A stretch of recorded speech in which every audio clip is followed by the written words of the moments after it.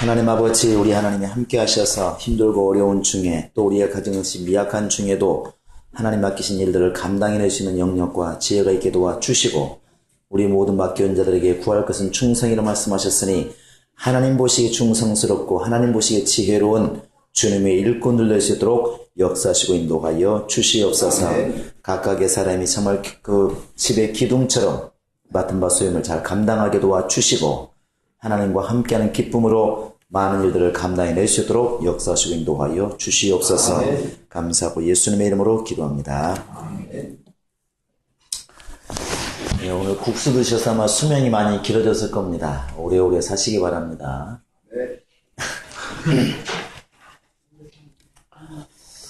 이 세계 3대 장수마을이라 이렇게 말하는 곳을 보니까 꼭 적게 먹어서 오래 사는 것은 아니더라고요. 이렇게 많이 먹는 데도 있고 적게 먹는 데도 있고, 코카스 쪽은 보니까 옥수수를 주로 먹는데 거의 하루에 1500칼로리, 우리가 말하는 한 끼 정도 먹는 걸로도 오래 살아요. 대신에 산이라서 농사지으러 가는데 4km씩 걸어갔다 4km 걸어옵니다. 네, 그런데도 오래 살고, 일본 같은 데는 보니까 또 이 요구르트나 이렇게 콩 종류를 많이 먹어, 된장 종류를 많이 먹어서 오래 사는 데가 있고, 또 그리스 같은 데 보니까 올리브를 많이 먹어가지고 100살까지도 건강하게 일을 하시며 살더라고요. 그러니까 모르겠습니다. 고추장이 장수하는 데는 얼마나 도움이 될지는 모르겠는데, 우리나라는 아직까지 거기까지 미치진 않았지만 올해 수명이 길어진 것은 분명히 맞습니다. 대신에 팔팔하게 오래 살아야 그러니까 여러분 국수든 뭐든 맛있게 드시고, 또 우리 이경수님 어머니 보니까 너무 안 드시는 것도 장에 꼬이고 문제가 오는 것 같아요. 그러니까 적당히 드시기 바랍니다. 하여튼 장이 펴질 만큼은 먹어야 될 것 같아요. 하여튼 너무나 안 먹으면 장이 이렇게 협착증이 오고 장이 이제 문제가 온답니다. 그러니까 하여튼 남들 먹을 때는 분명히 드시기 바랍니다. 배가 부르시군요. 이제 목사가 이렇게 생각하는 데 보면 큰 숙제가 늘 있습니다. 목사가 이렇게 목사가 안수받고 나서 보니까 이제 목사가 뭐 해야 되지 이렇게 고민할 때 딱 두 가지가 숙제로 떠올랐습니다. 하나는 주어진 일을 잘 해야 되겠다 하는 거하고, 또 하나는 내가 나중에 이렇게 목사를 은퇴할 때 나와 같은 목사를 만들어낼 수 있는 그런 위치에 있을까? 그런 목사를 만들어낼 수가 있을까? 이게 두 가지가 숙제라고 생각을 했습니다. 네, 마찬가지로 행복한 교회도 마찬가지인 것 같아요. 처음에 개척해가지고 이렇게 교회가 시작될 때 당연히 현안 문제가 너무나 복잡하기 때문에 현안 문제 신경 쓸 수밖에 없습니다. 막 의자 하나 들어와도 기쁘고, 벽 하나 치러도 기쁘고, 우리끼리 행사 한번 치러도 보람을 느끼고 막 했죠. 사실은 이제 그러면서도 이제 목사가 생각하는 것은 멀리를 보는 것이죠.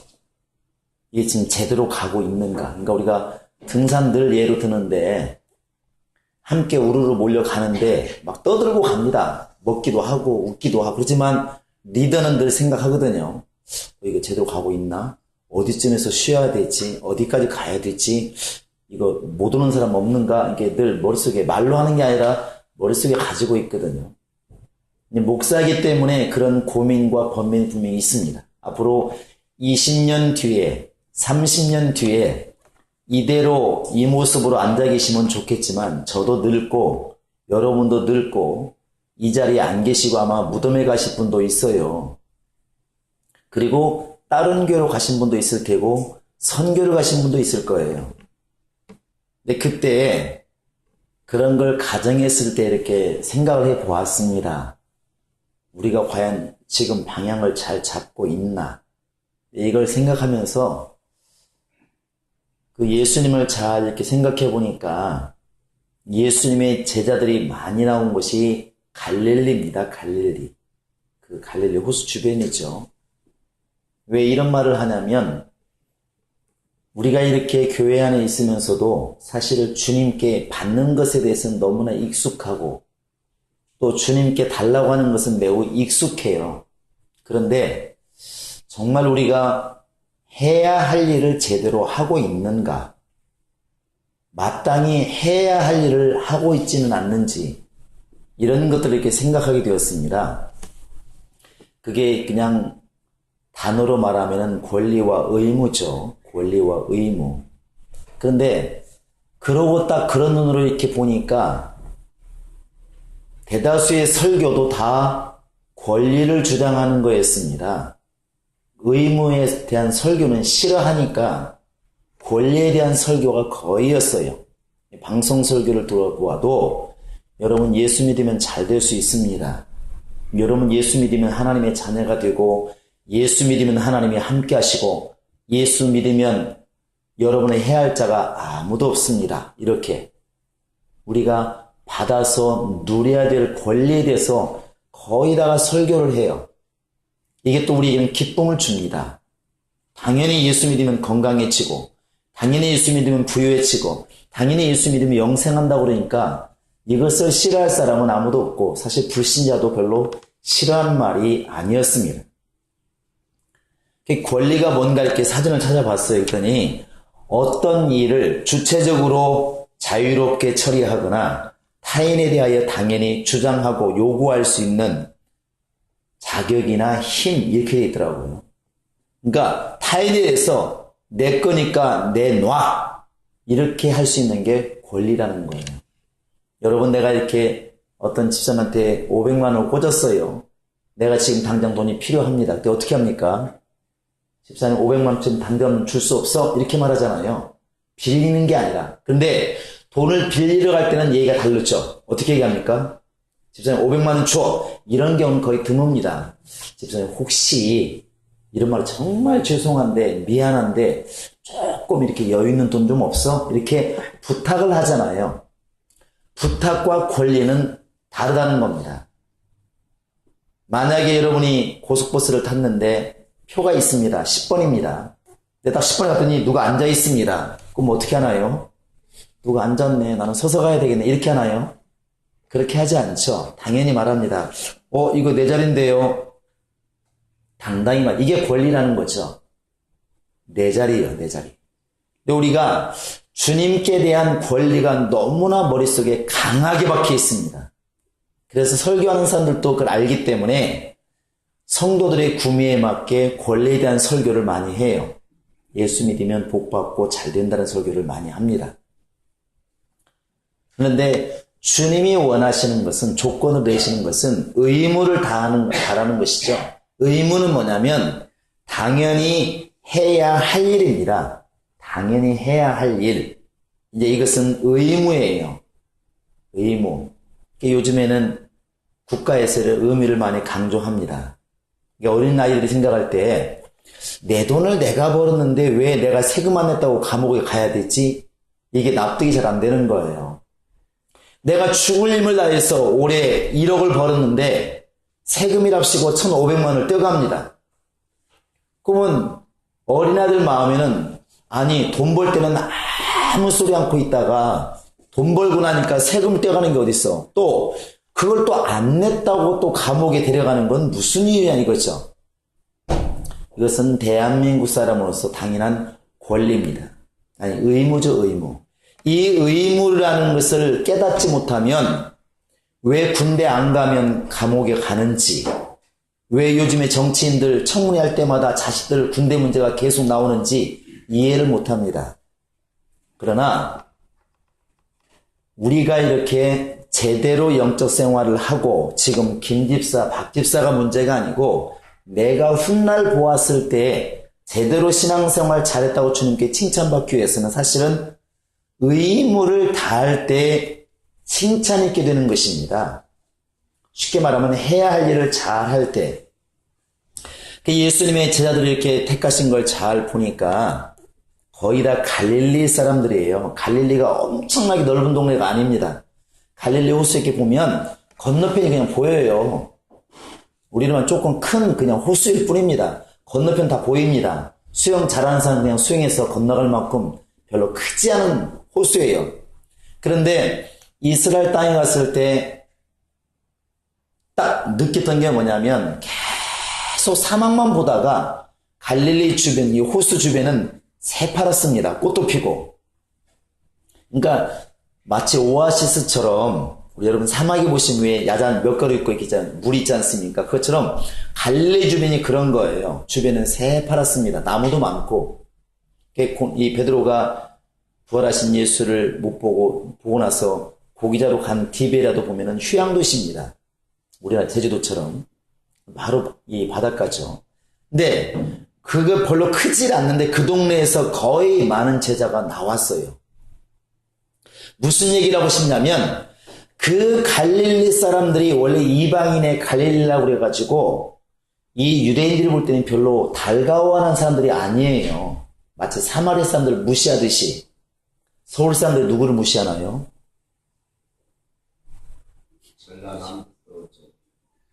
참 섭합니다. 그래도 감자바우도 있어요. 감자바우도.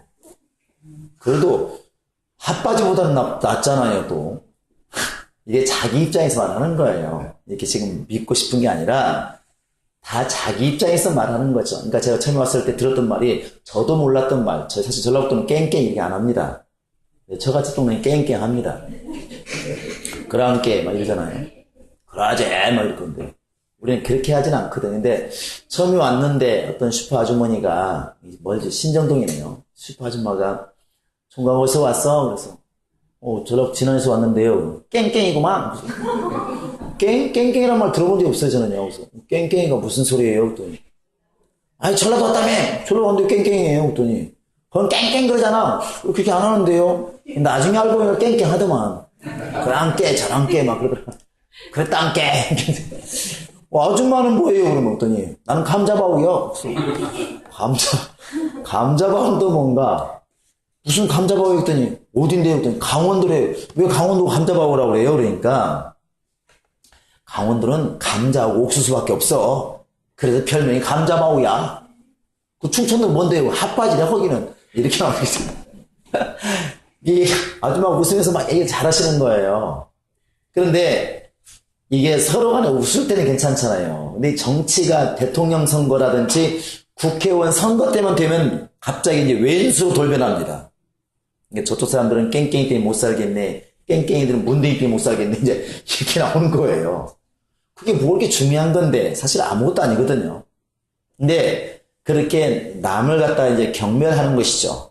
또 세계에서 일본 사람 잡을 민족은 하나밖에 없다고 그럽니다. 누구?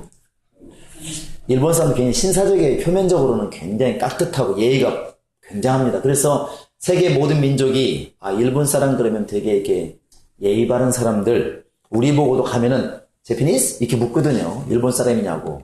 아니면 차이니스? 이렇게 물어요. 대한민국 잘 몰라요. 대한민국 이리 알아들어요.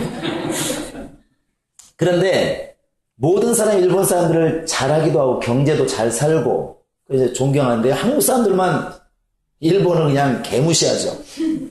그냥 딱 세 마디로 합니다. 쪽으로 시작하는 거예요. 그냥 쪽 그냥 딱 그게 이제 무시하는 거예요. 무시하는 거.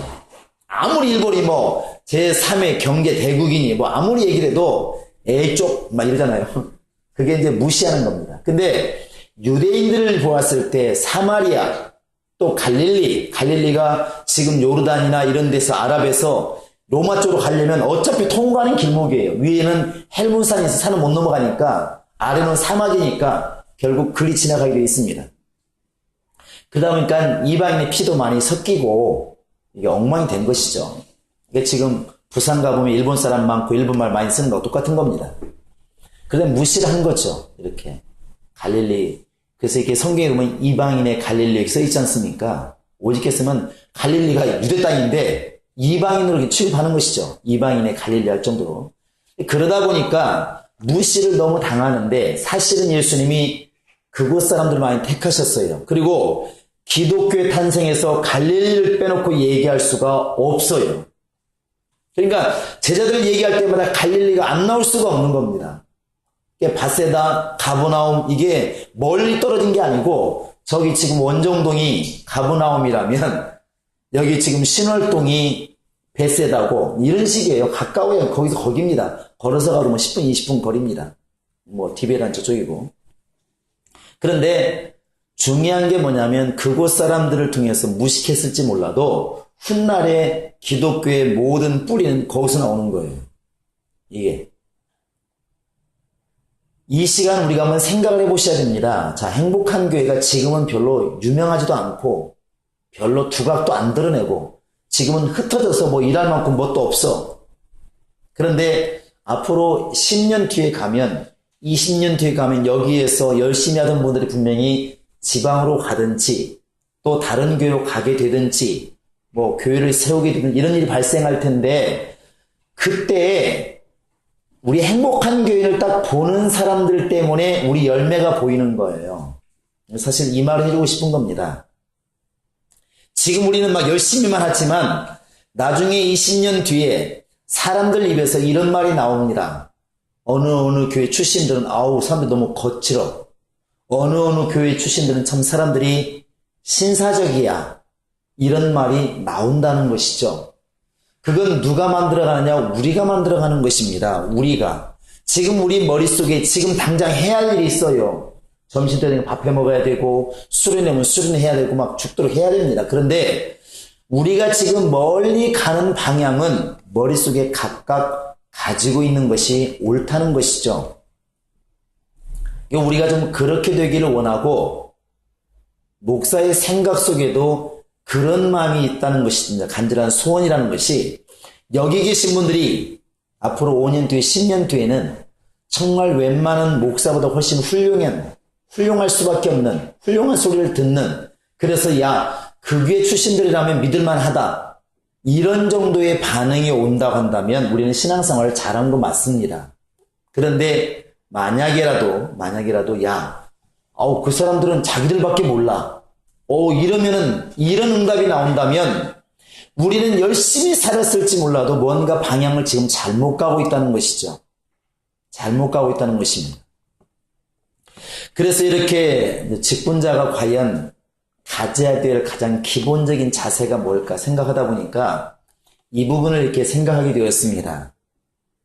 당연히 하나님께 받아야 될 것과 또 하나님께 해야 할 일이 있는데 과연 나는 이 두 가지를 균형 있게 잘 하고 있는가?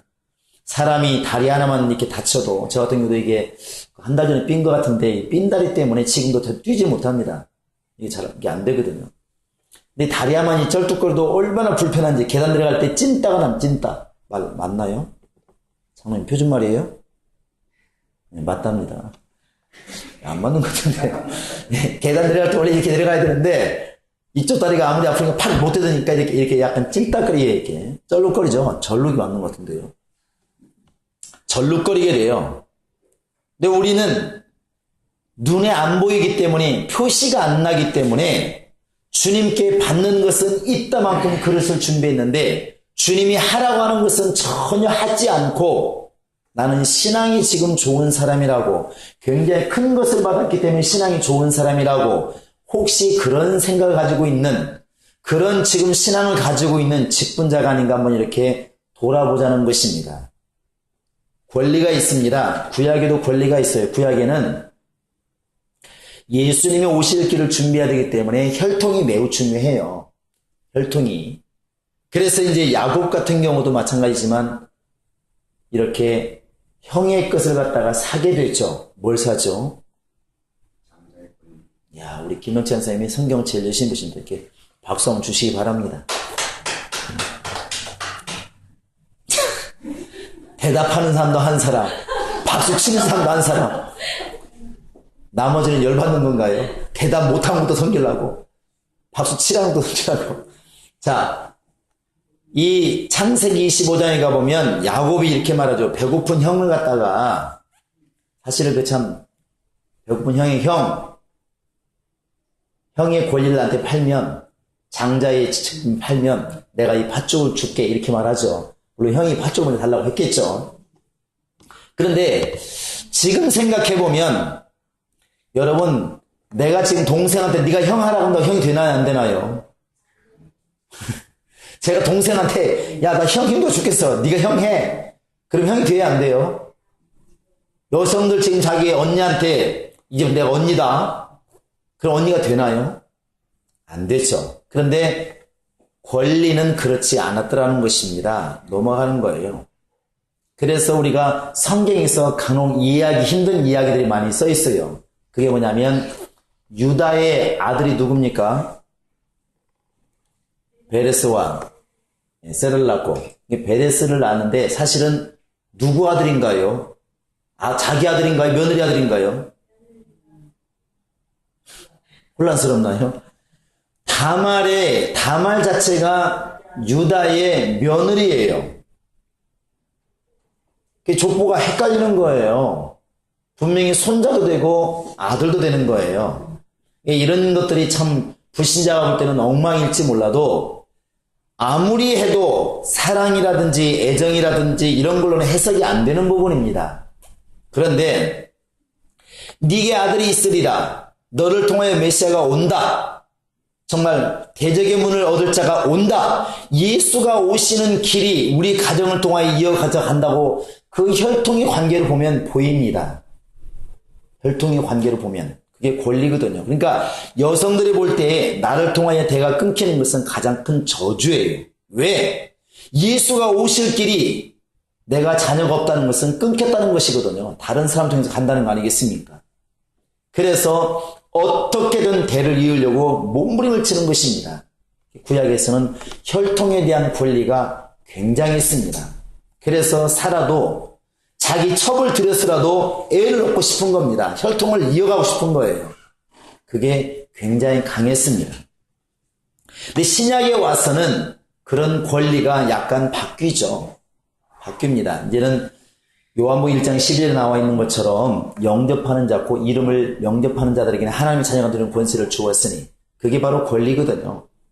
이제 믿고 예수를 영접한 사람들에게는 하나님이 아들의 권리를 주었습니다. 여러분과 지금 나에게는 아들의 권리가 있습니다. 그 권리라는 게 뭐냐면 다른 이름으로 불려지는 게 복이라는 거, 능력이라는 거, 그 다음에 하나님의 자녀라는 거, 이런 것으로 지금 이제 불려지게 됩니다. 이게 우리의 권리예요. 권리를 얻지 말라는 게 아닙니다. 권리를 사용해야 됩니다. 여러분 자녀된 권리를 사용하시기 바랍니다. 복의 권리를 사용하시기 바랍니다. 능력의 권리를 사용하시기 바랍니다. 당연히 예수 믿는 사람이 자기 밥을 찾아 먹어야 되죠. 맨날 어릴 때 부모님 하는 말, 너는 어떻게 네 밥도 못 찾아 먹냐 이런 말 많이 하는데 자기 밥을 찾아 먹는 거 그게 권리를 사용하는 겁니다. 천사도 사용해야 됩니다. 그게 권리니까 우리 모두가 있게 될 수 있기를 바랍니다. 그런데 중요한 것은 권리만 생각하고 의무를 생각하지 않는 사람은 절대로 훌륭한 신앙이라 볼 수가 없다는 것이죠. 이 의무라는 말이 꼭 해야 할 일이라고 말씀을 드렸는데 그게 다른 이름으로는 헌신이란 이름으로, 봉사란 이름으로, 직분이란 이름으로 불려지는 겁니다. 이것은 당연히 의무예요. 예수님께서 베드로에게 네가 나를 사랑하냐? 야, 나 사랑하는데요. 나 주님 사랑받아서 너무너무 좋아요. 이게 신앙이 아니고 네가 나를 사랑한다면 내 양을 치고 내 양을 먹여라. 이것은 지금 주님이 주신 의무예요. 이거 안 하면 베드로는 주님의 사랑을 받는다고 착각할지 몰라도 사랑받는 게 아니라는 것입니다. 손이 두 개인 것처럼 눈이 두 개인 것처럼 우리에게는 이런 의무를 행할 의무가 있다는 것이죠. 근데 이것은 설교도 힘들고 받는 사람도 힘들어요. 의무는 고생이 따르기 때문에 힘든 겁니다. 그래서 안 하려고 하죠. 왜? 교회에서 하는 이런 봉사나 이런 모든 헌신이나 이런 수고가 이렇게 별로 눈에 띄질 않습니다. 근데 우리가 착각하지 말아야 될 것은 세상의 법칙은 일하면은 대가가 따라옵니다. 그래서 열심히 일을 하면 그 일한 것에 대한 일당이나 월급이나 연봉을 줍니다. 그런데 교회 법칙은 다른 거예요. 교회 법칙은 은혜 받은 자에게 주님이 요구하시는 겁니다. 너 받았으니까 일하라는 것입니다. 은혜 받았으니까 일하라는 것입니다. 구원받았으니까 일하라는 것입니다. 그런데 어느 순간에 받은 것은 생각이 안 나고 일하라는 것만 자꾸 생각이 나는 것이죠. 일하라는 거. 그러니까 이런 이야기를 할 때 이제 우리가 자꾸 생각하는 것은 자녀들 비유를 드는 겁니다. 이게 자녀를 기르다 보면 저도 뭐 둘밖에 안 길러봤지만 지금도 기르고 있죠. 근데 제일 화날 때가 뭔지 하면 돈을 맡겨놓은 애들 같아요. 돈을 부모한테 맡겨놓은 애들 같아. 아니면 하나님께 명령을 받았는지 모르겠지만 돈 달라고 할 때 상당히 비례해야 되잖아요. 아버지 저기 돈이 필요한데요. 얼마나? 10만 원이요. 뭐 때문에? 그냥 필요해요. 나도 그냥 못 주겠는데. 그럼 애가 막 이제 이렇게 속이 상하겠지. 애가 눈치 다 보이잖아요. 근데 뭐 자식이 있는 부모는 없으니까 주잖아요. 근데 밥도 거저 먹고 밥만 먹은 게 아니라 밥도 먹었으면 미안하다 일을 해야 되는데 돈까지 뺏어가고 거기다도 자식을 눈치를 안 볼 수가 없잖아요. 비례하되 또 애가 기분 나빠했으면 뭔 일이냐. 이 자식은 완전 하나님이야 하나님. 그런데 생각해보면 아니 자기 권리 자식이라는 권리를 다 써먹잖아요.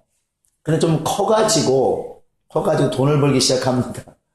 돈을 벌기 시작하잖아요. 이제 우리도 돈을 벌기 시작했어요. 축구만큼 받는 것 같아요. 근데 물어봅니다. 야 월급 얼마냐? 조금 받아요. 받아서 어딨냐?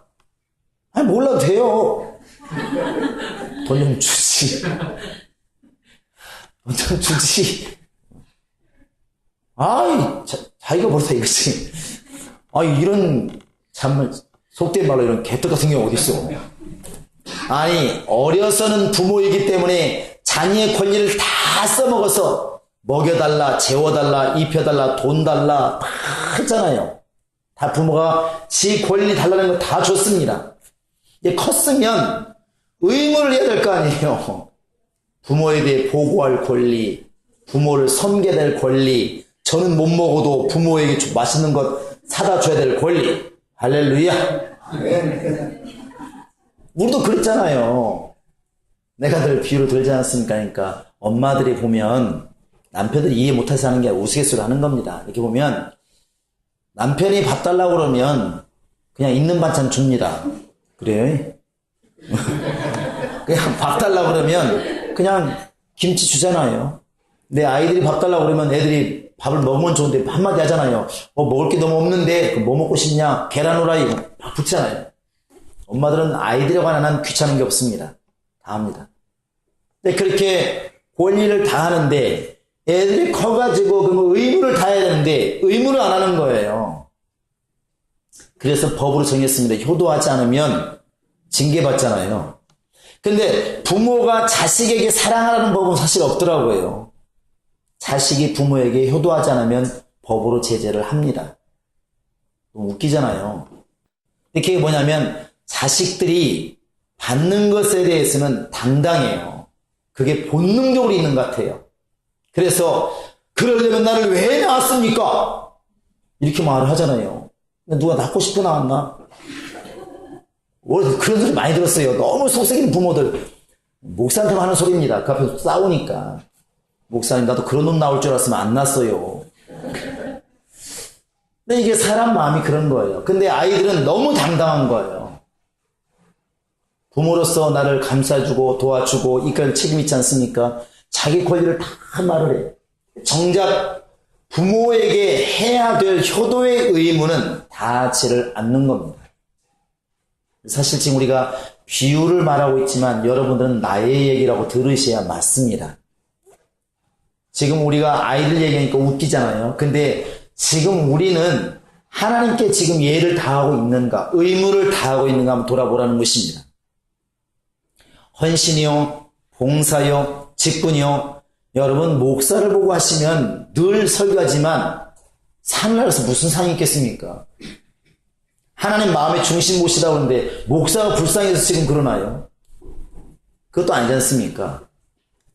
지금 내가 하나님께 받은 바 은혜가 너무 커서 너무나 감사해서 주님은 그 기쁨으로 일을 해달라는 것입니다. 이게 의무입니다. 의무. 근데 의무를 감당하는 것은 이상스럽게 해석을 이렇게 해요. 해도 그만, 안 해도 그만. 근데 바울은 분명히 이 부분은 너무나 철저히 알았던가 봐요. 바울은. 그래서 이렇게 말하잖아요. 내가 복음을 전하지 않으면 내게 화가 있을 것이다. 우리 중에 우리가 그런 생각 하나요?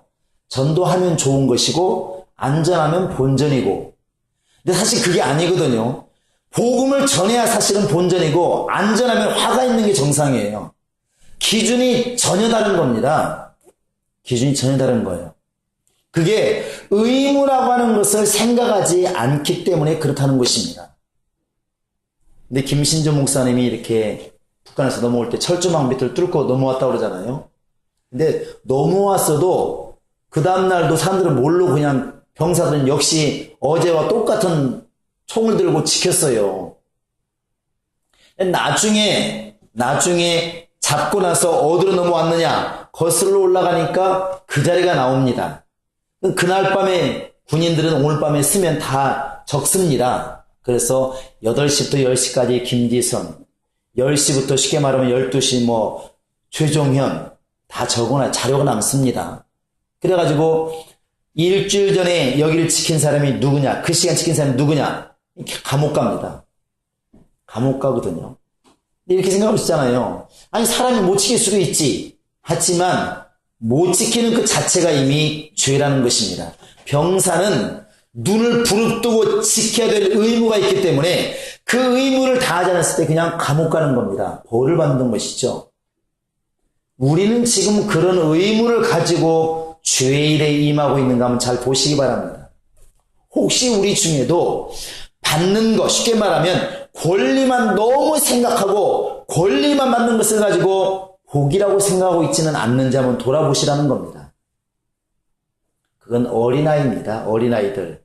입에 사탕 들어가면 좋고 옷 입으면 좋고 받으면 좋고, 그런데 누군가가 야, 네 돈 빨리 갖다가 부모님 드려, 맛있는 거 사드려, 이렇게 하면 짜증내기 시작하는 아이와 뭐가 다르겠냐는 것이죠. 분명히 우리 머리는 알고 있습니다. 내 몸도 주님의 것이요, 내가 구원받은 것도 주님의 것이요, 은혜 받는 것도 주님의 것이요, 나의 나된 것은 다 주님의 은혜라고 말을 합니다. 알고 있어요. 그런데 현실에서는 물질은 내 거예요. 그러니까 헌금할 때도 짜증나고 싫은 것이고, 봉사도 내 것이기 때문에 내 것을 주님께 드리는 자체가 생색을 낸다는 것이죠. 사실 은혜 받은 사람이 한다면은 예수님이 이렇게 말씀하시거든요. 내가 정말 참된 종이 누구냐면 아침 새벽에 일어나서 주인을 위해서 밥을 해드리고, 그리고 밥 먹는 거 보고 설거지 한다음에 뛰어나가서 밖에 가서 하루 종일 일을 하고 집에 돌아와서 저녁밥 해드리고 설거지 다 끝내고 나서 하는 말, 나는 무익한 종이로소이다. 이렇게 말하는 것이 그게 진짜 종이다. 그게 진짜 종이다. 쉽게 말하면 종이 지금 주인에게 메인바가 되고 주인의 은혜를 입은 사람이라면 자기가 지금 주인을 위해서 밥을 하고 주인을 위해서 밭에 나가서 일을 하고, 이것은 내가 지금 주인을 위해서 선심 쓰는 게 아니라 당연히 해야 할 일이라고 생각한다는 것이죠. 이게 옳다는 겁니다. 이게 옳다는 거예요. 그런데 머리로는 분명히 믿음의 사람인데 행동은 믿음의 사람이 아닌 경우가 너무 많다는 것입니다. 그래서 이렇게 머릿속에 돼 있죠. 헌금하는 것, 내가 헌금하는 것이죠. 그러니까 내가 열심히 해야 된다. 내 것으로 하는 것이죠. 몸도 내 몸이니까 내가 봉사하고, 봉사에 대해서 대가가 없으면 화가 나고 짜증이 나고.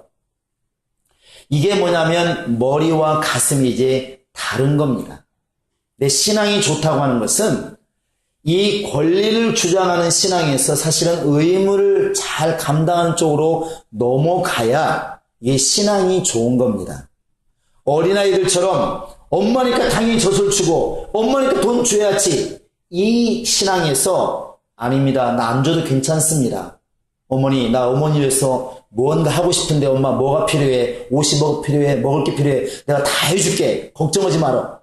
너도 어려울 텐데 엄마 나를 어떻게 키웠는데 나 다 해줄 수 있어. 걱정하지 마라. 내 목숨을 내놓을 수 있어. 이렇게 말할 수 있고 행동할 수 있는 자녀가 있다면 이 사람이 어른이라는 것이죠. 이게 의무라는 것입니다. 의무. 그래서 사람은 나이가 어려도 울고 나이가 커도 우는 것 같아요. 나이가 커도. 이제 어렸을 때는 힘드니까 울잖아요. 아프니까. 부모가 때리니까 막 웁니다. 울어요. 아프니까 추워서 울고 아프니까 울고. 나이가 먹으면은 이제 부모님이 안타까우니까 우는 거죠. 야, 우리 어머님 왜 이렇게 늙으셨나? 우리 아빠는 왜 이렇게 늙으셨나? 근데 뭐가 해줄 수 있는 것도 없고 막 그러니까 울잖아요. 우는 게 전혀 방향이 다릅니다. 우리가 지금 주님 앞에 나와서 눈물을 흘릴 때 어떤 쪽인가 한번 잘 생각해 보시고, 이건 누구한테 너 그러냐만 할 것도 없는 거죠. 나를 돌아보는 것이죠. 내가 지금 하나님께 나 권리 있습니다. 하나님 나 건강케 할 권리도 있고 나 부자로 살 권리도 있고 나 복 받을 권리도 있고 당연히 복 주시기 바랍니다. 왜 안 주십니까? 하고 밤새워서 떼쓰고 울 수 있습니다. 그것도 분명히 필요하죠. 그런데 우리가 직분자라면 좀 더 나아야 되지 않을까? 지금은 왜 내가 이 정도밖에 주의를 못할까? 내가 왜 정말 주님을 위해서 더 헌신하지 못할까? 왜 정말 누가 시켜서가 아니라 내 속에서는 왜 우러나서 더 많은 일을 감당하지 못할까? 장성한 자가 부모를 위해서 어머니 아버지 걱정하지 마세요. 내가 정말 죽는 한이 있어도 석탄을 캐나 가득 한이 있어도 나 엄마 아빠 말씀을 하도록 싶어요. 왜 이런 마음이 우리는 신앙안에서는 왜 나오질 않는가 하는 것이죠. 사실 이쪽으로 우리가 고민을 많이 하셔야 됩니다. 이것은 지시해서는 안 되는 것 같아요. 지시하면 짜증나는 쪽이 이쪽입니다. 이쪽은 안 그래요. 이쪽은 건드리면 신이 나는 쪽이에요. 우리 한번 해볼까요? 우리 앞뒤 사람하고도 같이 해보시기 바랍니다. 집사님, 정말 감당하지 못할 만큼 부자 한번 되어보세요. 시작.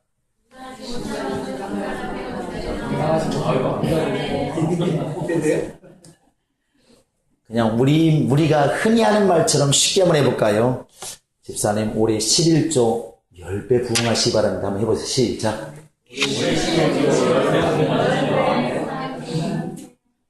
이것은 우리가 10의 1조를 들여보아라. 네 창고에 쌓을 것이 없도록 내가 붙지 않나 시험해 봐라. 그러니까 이건 분명히 권리예요. 기도하셔야 됩니다. 여러분 11조 올해 정말 10배란 부흥해 보시기 바랍니다. 네. 근데 이런 얘기는 말하는 사람도 신나고 듣는 사람도 신나요. 이런 말은 많이 할수록 좋아요. 남이 해줄수록 더 좋습니다. 가만히 있는 것보다는 집사님 정말 예수 믿었으니까 잘 되시기 바랍니다. 이렇게 하면 그냥 지나가는 사람보다 100배 고마운 사람이에요. 우리 옆에 사람 해보세요. 자, 두 분 또 같이 앉으셨는데 옆에 사람에게 집사님 올해는 눈에 보이는 육체, 눈에 보이는 가정, 눈에 보이는 환경, 사업 다 잘 되시기 바랍니다. 한번 해보세요. 시작.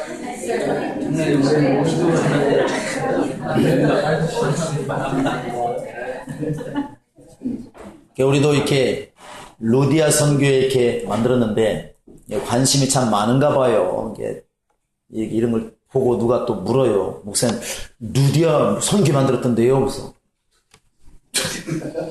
루디아 만들었다고. 그래서 뭐 하는 거냐고. 그때 무슨 아프리카 가는 것인가. 이건 앞으로 세계를 이끌어갈 재벌들이 나올 거라고 그냥 웃고 말았습니다. 사실 그러기를 원하죠.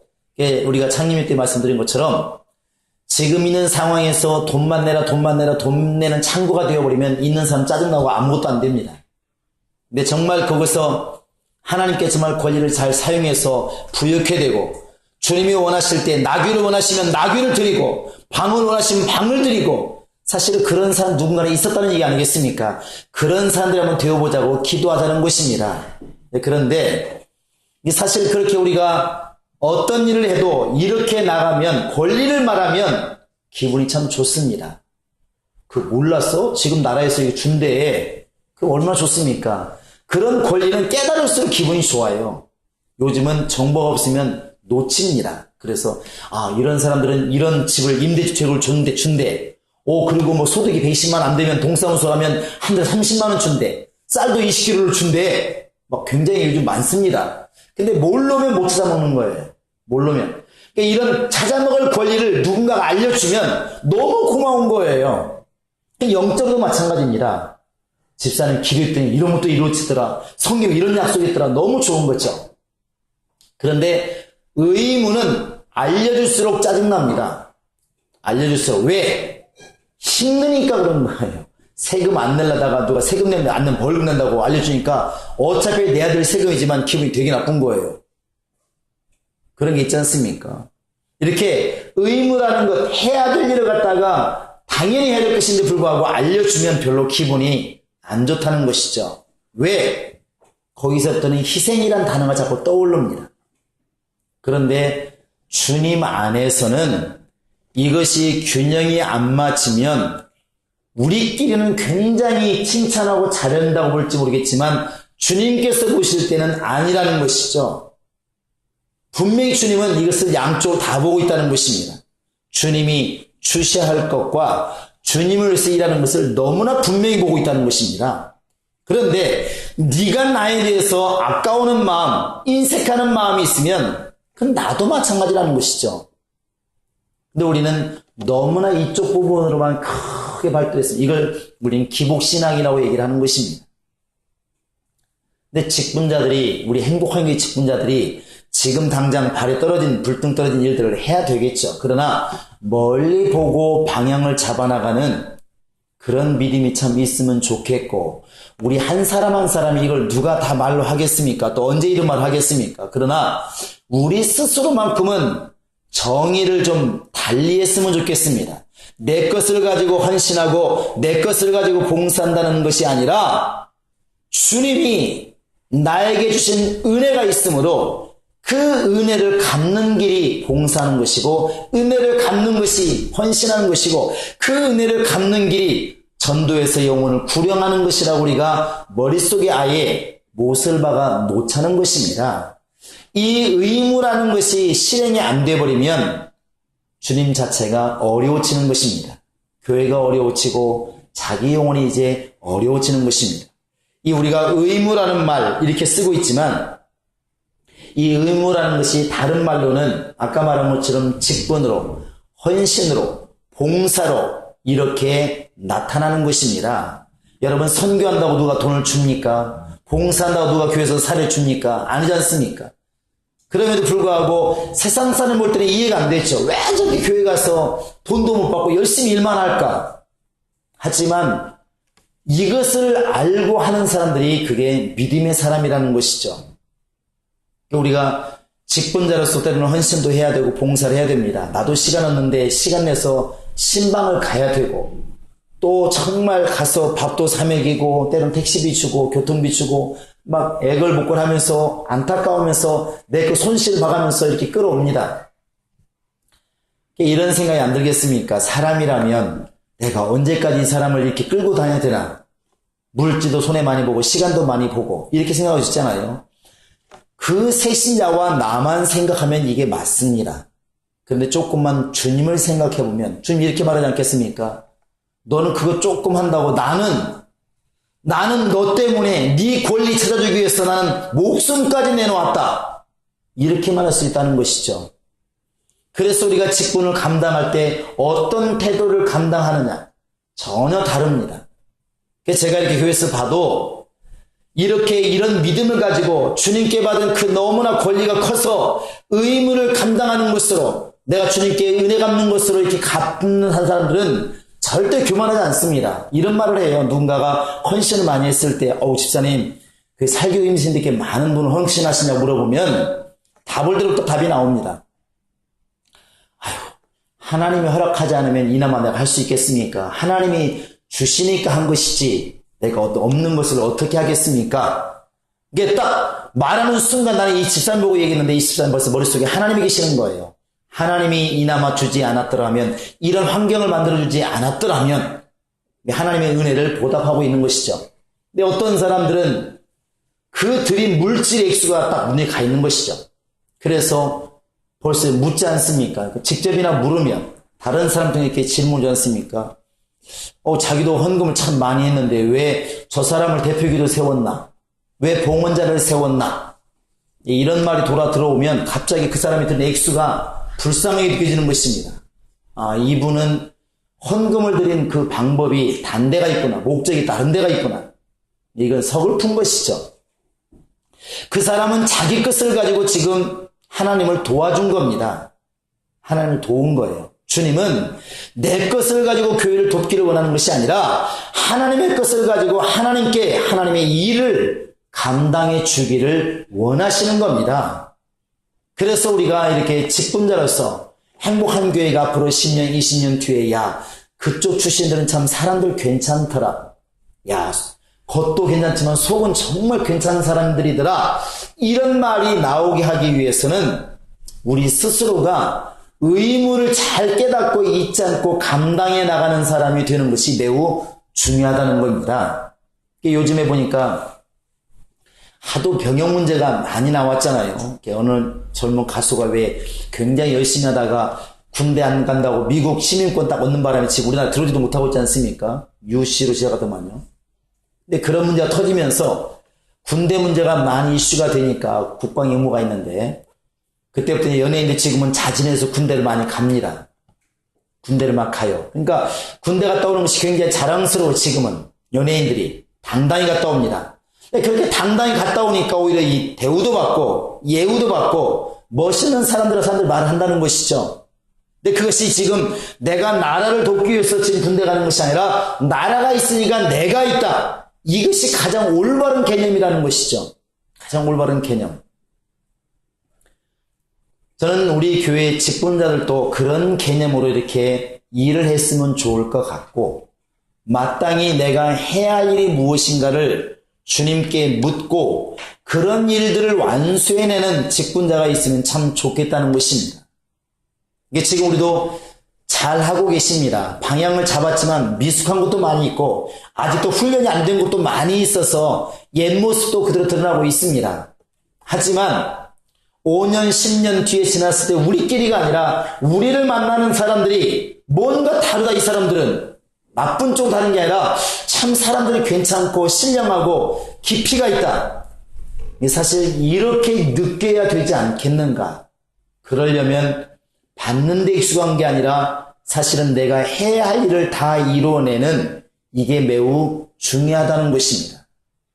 우리 직분자들은 그랬으면 좋겠습니다. 그래서 이렇게 구역장이다 이렇게 막히면 구역장이 과연 어떻게 하는 게 가장 좋을까? 내 입장에서, 내 위치에서 했을 때 성경도 좀 보고 그리고 자기 입장에서 구역을 잘 감당하도록 해야 할 일이 무엇인지를 깨닫는, 실천해 나가는 그런 구역장.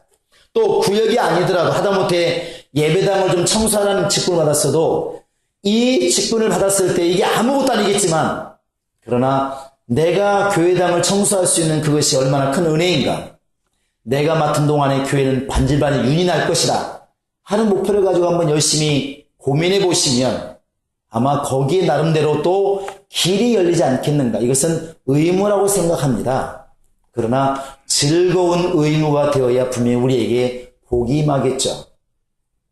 적어도 우리 직분자만큼은 이 소리야 평신도들이 하기 어렵고 새신자에게 하기 어렵지만 우리 직분자들만큼이라도 생각이 좀 어른스럽게 가는 그런 신앙생활을 이렇게 했으면 참 좋을 것 같습니다. 그래서 권리만 주장하는 사람이 아니라 해야 할 일도 좀 잘 해내는 그런 사람이 되면 얼마나 좋을까.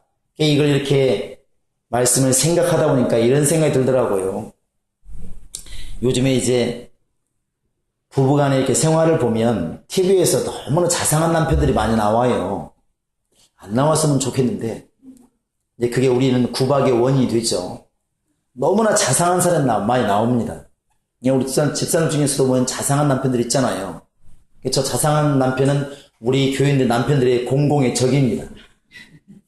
그럴 수밖에 없어. 그런데 그걸 생각하면서 이 생각이 들어서 이걸 이렇게 생각하면서 의무를 생각하면서 그것도 돈을 잘 벌어다 주면서 자상해야 좋지.